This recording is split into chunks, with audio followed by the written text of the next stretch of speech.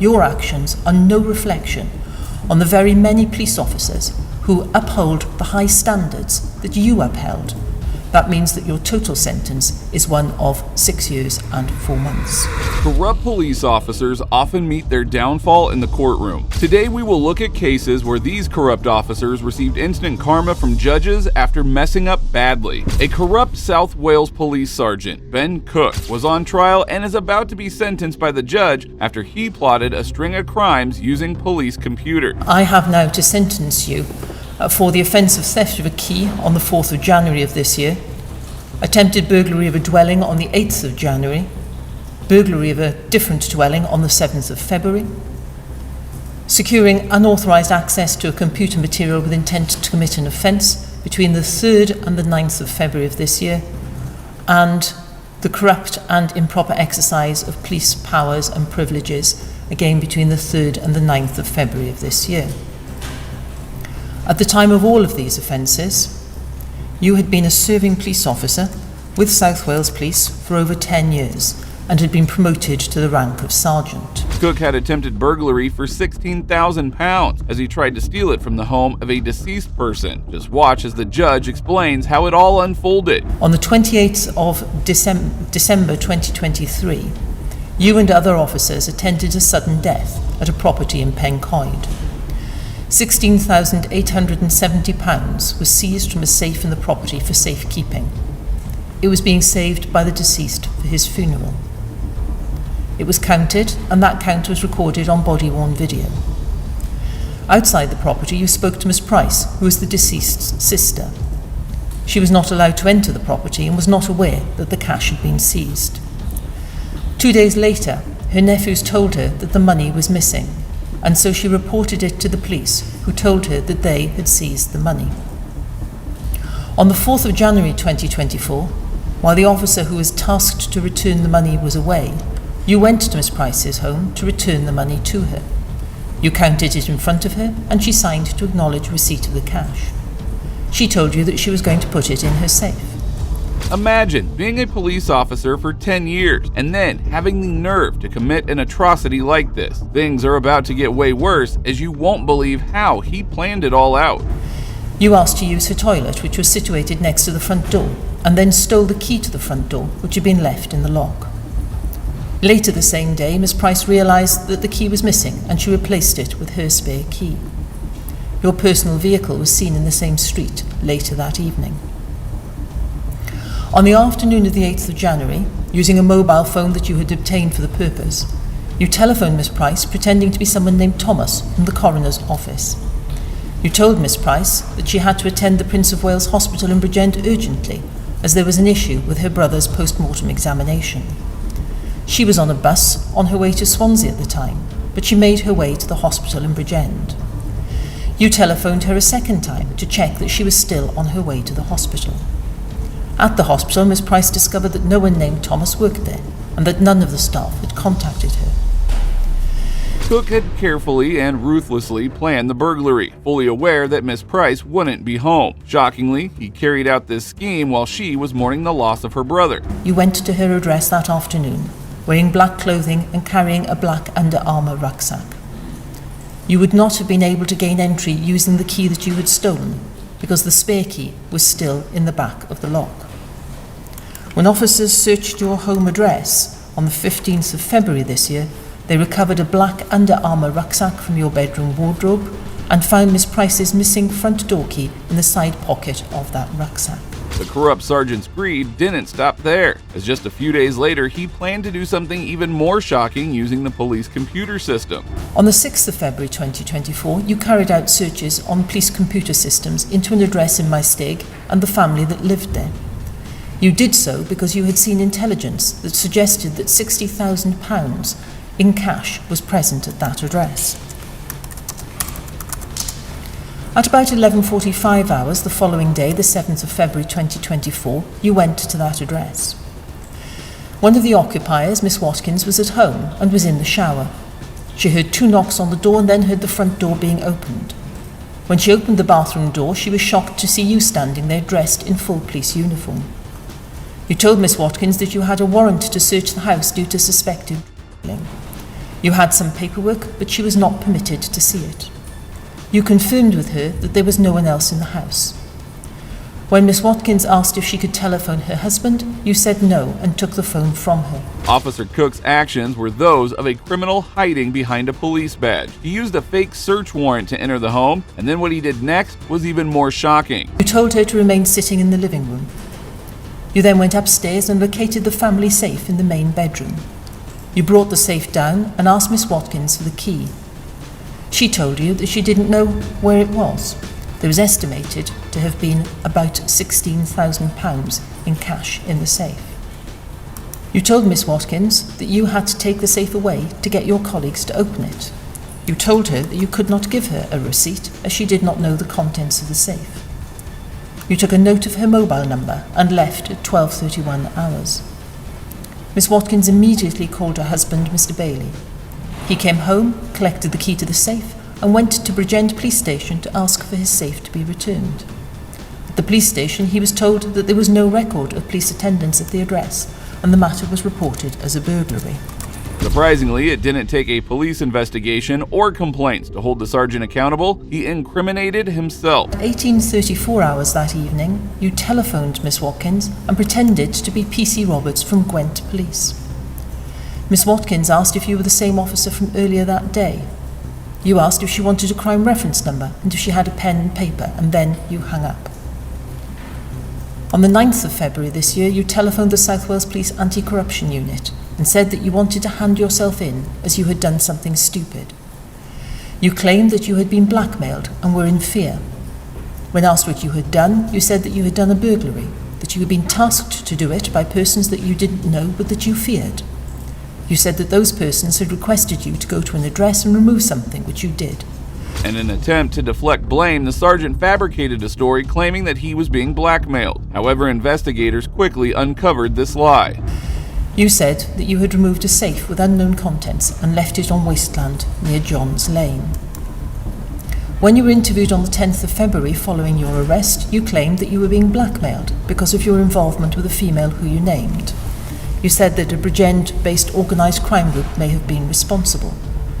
You denied entering the property in my stake as a trespasser, claiming that you had been invited in as part of a setup and that you had been given instructions on where to leave the safe. You were interviewed about the first set of offences on the 29th of April this year. This time you said that you were being blackmailed because you had sent sexual photos of yourself to another man. Others had discovered your occupation and identity and demanded money from you, which you did not pay. Eventually, Sergeant Cook did plead guilty to the offense he had committed, but only after having pled not guilty for the first 2 times. You are not entitled to full credit. You will be given at least 20% credit for that offence and for the burglary and computer misuse offences. I have considered the sentencing guideline on totality. I will pass a sentence on count 2 that will reflect your overall offending and concurrent sentences for all other offences. The harm caused, which can include consequential harm, is high, given the dwelling house burglary that resulted and the likelihood of loss of trust in the police. First, punishment and deterrent are always important, because not only must police officers be deterred from misconduct, but the public must see that condign punishment will be visited on police officers who betray the trust reposed in them. Secondly, an incentive, usually but not necessarily money, inevitably increases the seriousness of the offence. It is those principles only that I have taken into account, as the offence and the circumstances of the offence in that authority are very different from those in this case. The judge reminded the corrupt officer of the charges against him and outlined everything considered before delivering the sentence. And so will not be taken into account a second time for those offences. For the theft of the key and the attempted burglary, I have borne in mind that you knew that Miss Price was mourning the sudden death of her brother. I have taken into account the effect of the burglary on Mrs. Watkins. Apart from the theft of the key, all your offending is aggravated by the careful planning of the offences, and that the offences were committed for financial gain. In mitigation and reducing the seriousness of your offending, you have no previous convictions. For over 10 years before you committed these offences, you had a positive character and exemplary conduct, even beyond that normally expected of a serving police officer, having received 3 commendations. After delivering a long and impactful speech outlining everything the corrupt officer had done, the judge reached his sentence. But before that, she had a few more words for this tyrant. Stand up, please, Mr. Cook. However, your actions are no reflection on the very many police officers who uphold the high standards that you upheld before January this year. For the theft of the key, if you had been convicted after a trial, the sentence would have been one of 3 weeks imprisonment. Less the 1/3 discount for your early guilty plea, the sentence is 2 weeks imprisonment.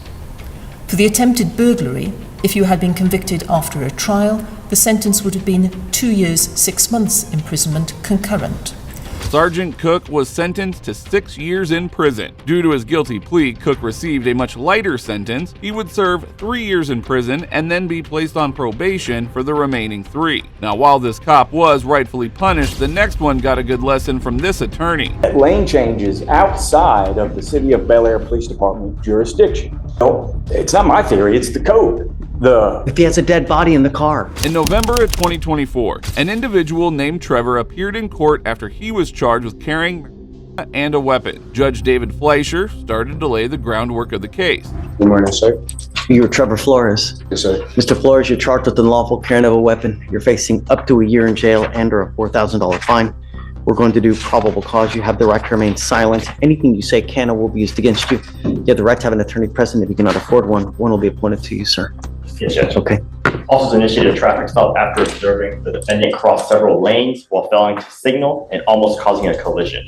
Upon contact, the officers observed an odor of marijuana. The officers asked the defendant to step out of the vehicle and asked whether the defendant had the marijuana inside. The defendant admitted he did have marijuana inside, as well as a firearm.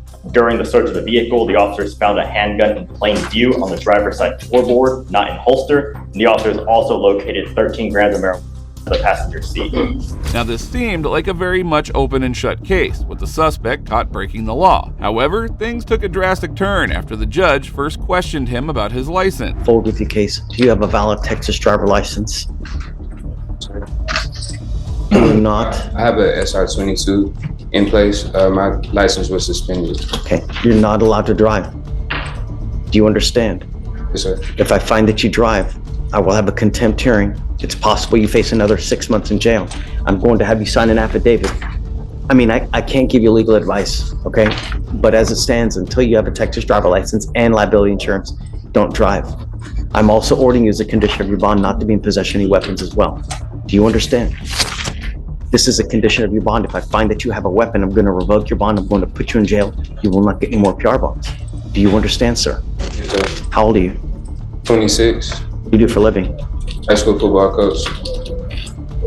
Trevor did not have a lawyer at first, but a court-appointed attorney showed up hours later to defend him. The officer had no idea what kind of brilliance this attorney would bring to the case. A little bit of digging First into, yes, and although we are still waiting for the bulk of discovery of the case, he's charged with unlawful carrying of a weapon following a traffic stop, and I've got a map that is kind of intriguing. I think you'll find just with the way it's drawn. But he stopped by an officer with the City of Bel Air Police Department, and may I approach to just show you this delineation. This is, but he's pulled over going. I know the area well. Northbound. He's pulled over going northbound on 610 as he, what is described as makes an unsafe lane change. So he's northbound on 610, wants to get on 59 to go southbound, is erroneously in the wrong lane going northbound. The officer says that she has observed him makes that unsafe lane change, and that lane change is outside of the City of Bel Air Police Department jurisdiction. On short notice, the defense attorney presented a strong and compelling argument that even left the judge in disbelief. Now, we have a particular statute that governs whether officers can have the authority to make a detention of someone when they are outside of their jurisdiction, and that's 14.03 of Their their PD can still stop someone outside of Bel Air. Well, not for, well, according to the code, it says a peace officer. That would mean that any officer outside would never be able to do anything. No, that's incorrect. There's a very limited exception, and that's what applies in this case. So it says a peace officer who's licensed and is outside of the officer's jurisdiction may arrest without a warrant a person who commits any offense within the officer's presence or view, other than a violation of Subtitle C, Title 7 of the Transportation Code. The law stated that the officer couldn't make a traffic stop outside of his jurisdiction. Well, this was about to make the entire arrest illegal, as the initial stop, well, was illegal. So generally, any offense that an officer sees, he can arrest that person or detain them, as the way the code uses that term, arrest. He can detain that person. But when it's for a traffic offense, that officer is It's not required. arresting him for a traffic offense, though. Well, that was the basis for the stop. Sure. But the way the code contemplates arrest, it's any, and that's defined in, I think, in chapter 15. But arrest, as contemplated by the code, includes detention. And so this officer doesn't have the ability, where that stop takes place, to make that detention. That officer could detain him if he saw him committing theft, could detain him if he saw him committing an assault, can't for a transportation code But violation. he stops him for whatever reason it is, right? Comes up to the car and he smells. And at this point, the entire case should be dismissed. There is no reason for the judge to rule any further, as the lawyer's argument is absolutely correct. However, Judge Fleischer chooses to debate with the lawyer once again. So I think what's alleged is it's in conjunction with possession amendment. And for purposes of just this limited PC question, not my focus is solely the detention. I'm not. It's certainly crafty. It's great.